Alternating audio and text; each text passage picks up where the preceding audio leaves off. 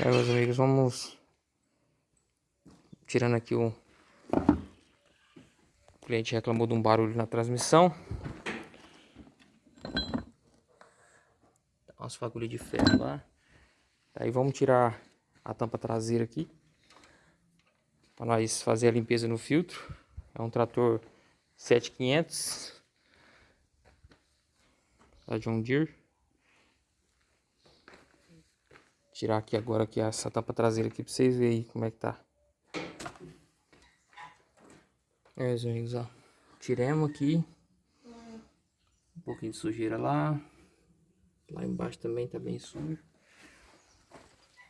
Aqui o filtro. Vamos arrancar a parte da frente lá da embreagem, transmissão dela lá, para nós ver como é que tá a parte da transmissão.